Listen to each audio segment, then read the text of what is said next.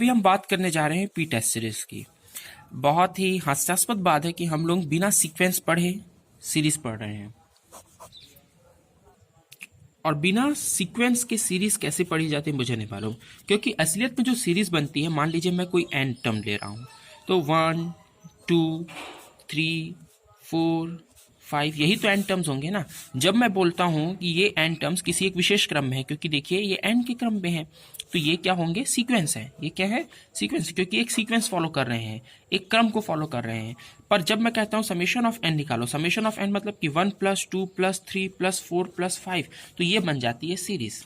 ये क्या बन जाती है? सीरीज। ये अनंत तक जाएगी, ये भी अनंत तक जाएगी, पर ये सीक्वेंस है। तो सीक्वेंस का ही जब हम समेशन कर देते हैं तो ये हो जाती है सीरीज। तो सीरीज सीक्वेंस से कुछ बहुत अधिक भिन्न नहीं है। अब आप लोग समझे होंगे। अब आप लोगों को ना मैं ये बता पाया हूँ कन्वर्जेंट क्या होता है, डाइवर्जेंट क्या होता है, तो मैं कैसे पी टेस्ट सीरीज शुरू करूँ। पर क्या करे, दिसंबर वाले एग्जाम में आना यही है, तो मुझे थोड़ा फास्ट चलना पड़ रहा है। पर मैं फिर भी आप लोगों को बता दूं कि कन्वर्जेंट क्या होती है। कोई एक सीरीज जब किसी एक विशेष बिंदु की ओर कन्वर्ज करे, वो होती है कन्वर्जेंट। अब एक आध एग्जाम्पल कन्वर्जेंट का बनता है। देखिए, मैं आप लोगों को कन्वर्जेंट का एक एग्जाम्पल देता हूँ। एकदम इजी एग्जाम्पल दूंगा क्योंकि अभी सिर्फ फर्स्ट लेक्चर है, तो आप लोगों को एकदम टेंशन में नहीं डाला जाएगा। पर धीरे धीरे इसके स्टैंडर्ड बढ़ेगा तो आप लोगों को हाई लेवल के क्वेश्चंस भी मैं दूंगा। मान लीजिए मैं एक सीरीज ले रहा हूँ 1/n को, और इसको मैं ग्राफ ड्रॉ करके भी समझाता हूँ आप लोगों को। 1 1/2 1/3, और इस प्रकार से कभी ना कभी ये 1/100 होगा, फिर कभी ना कभी ये 1/1000 होगा, फिर लाख डेढ़ लाख होकर के इन्फिनिटी की ओर जाएगा। ठीक है, या किसी एन टर्म की ओर डैश करेगा, जो भी लिख दीजिए, 1 में एन टर्म की ओर डैश करेगा, फिर इन्फिनिटी की ओर चले जाएगा।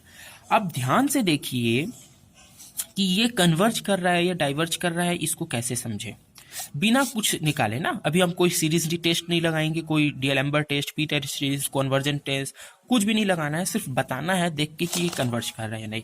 तो मैं एक ग्राफ ड्रॉ करता हूँ आप लोगों के लिए। देखिए, एक ग्राफ फटाफट ड्रॉ कर लेते हैं, और इस ग्राफ में मैं 0.02 0.04 और इस प्रकार से आगे बढ़ते जाऊंगा 0.08। तो मैं शुरू करता हूँ 0.12 से, 0.10 से, 0.08 से, इस प्रकार से आगे ग्राफ है 6 है 4 3 2।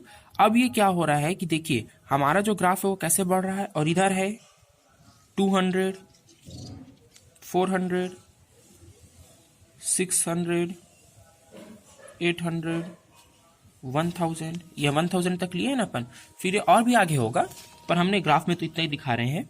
अब देखिए ये हो क्या रहा है, ये 1 से बढ़ते बढ़ते ये तो 1 ही है, और 1000 2 3 100 1000 तक जा रहा है। तो अब क्या होगा, इसका जो टोटल मान है वो गिरते जा रहा है। ये एक था, फिर ये उसका आधा हो गया, फिर उससे भी कम हो गया, फिर उससे भी कम, उससे भी कम, फिर उससे कहीं कम कम होते होते, तो अधिकतर आप देखिएगा कि जब भी सीरीज कम होती जाए ना तो वो कन्वर्ज करती है। जैसे कि यहाँ पे होगा कि यहाँ से ग्राफ निकलेगा और इसका जो ग्राफ बनेगा वो ऐसा बनेगा। तो इससे क्या समझ में आ रहा है कि अभी मैं इसको मिला नहीं रहा हूं, क्योंकि हमने तो ग्राफ यूं ही टेम्परेरी ड्रॉ किया है, इसको प्लॉट करना मुश्किल है। तो ये जो है ये किसी न किसी समय इस किसी एक पॉइंट पे जाके टच करेगा। इस पे कर सकता है, इस पे कर सकता है, अनंत पे कर सकता है, कहीं पे भी। पर ये तो दिख रहा है कि ये कन्वर्ज कर रहा है, यानी कि गिरते जा रहा है इसका ग्राफ, और कभी ना कभी किसी एक पॉइंट पे टच करेगा। तो जब ऐसा कोई सीरीज मिले जो किसी एक विशेष बिंदु की ओर अग्रसर हो, तो वो कहलाता है कन्वर्जेंट। क्या कहलाता है? कन्वर्जेंट। पर किसको कहते हैं? डाइवर्जेंट। पर वहीं जब मैं लिख दूं समेशन ऑफ एन, और जब मैं एन का ग्राफ का करूं, तो देखिए एन को सीधा सीरीज भी बनाते हैं ना, तो 1 + 2 + 3 + 4 लिखेंगे, या फिर सीक्वेंस बनाते तो 1 2 3 लिखते, 4 लिखते, और ये अनंत तक जाता, और ये किसी एन तक जाता, फिर उसके बाद में अनंत तक जाता। ठीक है, अब ध्यान से देखिए कि इस 1 2 3 4 में आप खुद भी सोचिए कि ये किसी एक पॉइंट विशेष तक जा रहा है क्या? ये तो एक बार 2 हो गया, फिर 3 हो गया, फिर 4 हो गया, फिर मैं बोलूंगा ये एन क्या है, तो आप बोल दोगे कोई ये 1 लाख है। मैं बोलूंगा 1 लाख कोई एक पर्टिकुलर पॉइंट की ओर जा रहा था कि ये सीरीज? नहीं भाई, ये और आगे जा रहा है, और आगे जा रहा है, और आगे जा रहा है, ये खत्म नहीं होने वाला। तो इसका एन का जो ग्राफ भी बनता है ना, वो देखिएगा आप लोग कैसा ग्राफ बनता है। इसको जैसा भी आप लोग ले लीजिए ग्राफ को, जो एन का जो ग्राफ बनता है वो ओरिजिन से शुरू होगा, और इसका मैं इधर नंबर नहीं दे रहा, वो कुछ ऐसा स्ट्रेट लाइन बनता है। आप नंबर कुछ भी दे सकते हैं अपने हिसाब से। ये ग्राफ बनेगा। तो ये जो ग्राफ बना, ये ग्राफ कैसा है, ये सीधा किसी एक पॉइंट की ओर नहीं जा रहा है, ये तो अनंत की ओर जा रहा है, और यहाँ पे भी दिख रहा है कि ये सीरीज अनंत की ओर जा रही है। तो इसको हम नहीं कह सकते कन्वर्जेंट, ये कहलाएगा डाइवर्जेंट, ये डाइवर्ज हो रहा है। तो आप लोगों को आई होप कि जितना मेरे को इजी वे में समझाते बन सकता था मैंने कन्वर्जेंट डाइवर्जेंट समझाया, क्योंकि कन्वर्जेंट डाइवर्जेंट एक खुद में बहुत अच्छा टॉपिक है और उसको हमको कवर करना भी चाहिए। तो आने वाले लेक्चर्स में मैं कन्वर्जेंट डाइवर्जेंस की पर्टिकुलर लेक्चर्स बनाऊंगा। पर अब फिलहाल आ जाते हैं P test series. P series test से कैसे हम किसी चीज को जाने कि ये कन्वर्जेंट है या डाइवर्जेंट है। सबसे पहले पी सीरीज टेस्ट में आपको ये याद रखना है कि जो हमारा इक्वेशन दिया हुआ है या जो हमारा सीरीज दी हुई है वो इस फॉर्म में होनी चाहिए। इस फॉर्म में होगी तभी पी सीरीज टेस्ट लगेगा, वरना नहीं लगेगी।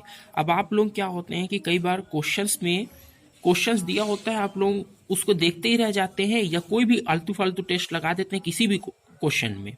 तो हर क्वेश्चन में अलग अलग टेस्ट लगता है, किस क्वेश्चन में कौन सा टेस्ट लगना है ये जानना बहुत महत्वपूर्ण है। और वो जब ही जानेंगे जब हम सीरीज को, दी हुई सीरीज को पहचान रहे होंगे। अगर सीरीज 1/n⁻p के फॉर्म में एक्सपांस हुई है, इसका एक्सपांसन 1/n⁻p के फॉर्म में हुआ है, तो वो पी टेस्ट सीरीज उसमें अप्लाई होगा। अब पी टेस्ट सीरीज अप्लाई होगा तो पी टेस्ट सीरीज कैसे निकालते हैं, तो आइए बतला दो कि सबसे पहले पी टेस्ट सीरीज के लिए इस सीरीज को un मानते हैं और इसका un टर्म निकालते हैं। इसका un टर्म मतलब कि इस सीरीज को ही u माने हैं और इस u सीरीज का nवां टर्म, तो इस u सीरीज का nवां टर्म 1/n⁻p है, जो इधर लिखा रहता है ना समेशन, ये सीरीज जिस क्रम में चल रही है उसी को मानते हैं। तो इसका nवां टर्म हो गया 1/n⁻p। अब इसी n⁻p से हमारा सबसे महत्वपूर्ण काम होता है vn निकालना। सबसे महत्वपूर्ण काम क्या होता है, vn निकालना। कैसे निकलता है वो आप लोगों को बताया जाएगा। vn को ऐसा लेना रहता है कि उस vn का जो डिनोमिनेटर है वो बड़ा से बड़ा हो। क्यों लेते हैं वो भी आप लोगों को समझाएंगे, पर यही एक प्रक्रिया होती है। अब vn और un लेने के बाद में हम निकालते हैं लिमिट n' टू इंफिनिटी से un बाय में vn, इसकी वैल्यू निकालते हैं। और जो un बाय में vn है उसकी वैल्यू अगर फाइनाइट आ गई, क्या आ गई, फाइनाइट आ गई और नॉन जीरो आ गई, अगर फाइनाइट आ गई और नॉन जीरो आ गई तो ही हम कंपैरिजन टेस्ट को अप्लाई कर सकते हैं। कौन सा टेस्ट, कंपैरिजन टेस्ट। अब कंपैरिजन टेस्ट आप लोग अगर नहीं पढ़े हैं तो आप लोगों को अभी फिलहाल इसमें जितना मैं बतलाऊं उतना काम चलाना होगा, या देखते हैं आप लोगों को कंपैरिजन टेस्ट भी समझा देंगे अगले लेक्चर में। पर फिलहाल तो अभी मैं इसके फॉर्मूला बेसिस को बता रहा हूं कि कंपैरिजन टेस्ट लगाना है, और कंपैरिजन टेस्ट जब भी लग सकता है जब इसकी वैल्यू फाइनाइट आए, नॉन जीरो आए। तो un/vn निकाल लिए n = 0 पर। अब ये वैल्यू हमारी फाइनाइट आ गई, ये भी मान लेते हैं, तो पी टेस्ट सीरीज लगा सकते हैं। फिर उसके बाद में पी टेस्ट सीरीज लगा के इसको तुलना करते हैं। क्या करते हैं, तुलना करते हैं और p की वैल्यू निकालते हैं। अगर p की वैल्यू 1 आ गई तो क्या होगा, अगर p की वैल्यू लेस देन 1 आ गई तो क्या होगा, और अगर p की वैल्यू ग्रेटर देन 1 आ गई तो क्या होगा। तो आप लोगों को बतला दूं, अगर p की वैल्यू ग्रेटर देन 1 है तो इस केस में ये कन्वर्जेंट होगा, इस केस में ही ये कन्वर्जेंट होगा। मतलब कि अगर p की वैल्यू 1 से अधिक है, ठीक है, तो ये क्या हो रहा है, किसी एक पॉइंट पे कन्वर्ज करेगा, अब देखिए ना, अभी मैंने जो एग्जांपल दिया वो सीरीज को देखिए, इसी सीरीज को देखिए। अगर p की वैल्यू 1 से बड़ी होगी तो क्या होगा, इसका कोई वैल्यू बनेगा। अगर मैं बोल देता कि p की वैल्यू 1 से छोटी है तो मतलब 0 भी हो सकती थी, 0 से छोटी भी हो सकती थी। एक्चुअली में अगर इसका पावर, इस डिनोमिनेटर का पावर जो p बना है अभी यहाँ पे, ये जितना बड़ा होगा उतनी अच्छी बात है, क्योंकि उतनी बड़ी संख्या यहाँ पे हमको मिलेगी, और जितनी बड़ी संख्या डिनोमिनेटर में मिलेगी ये उतना छोटा टर्म है। कुल मिला के ये उतना छोटा टर्म होते जा रहा है, क्योंकि डिवाइड के फॉर्म में है ना।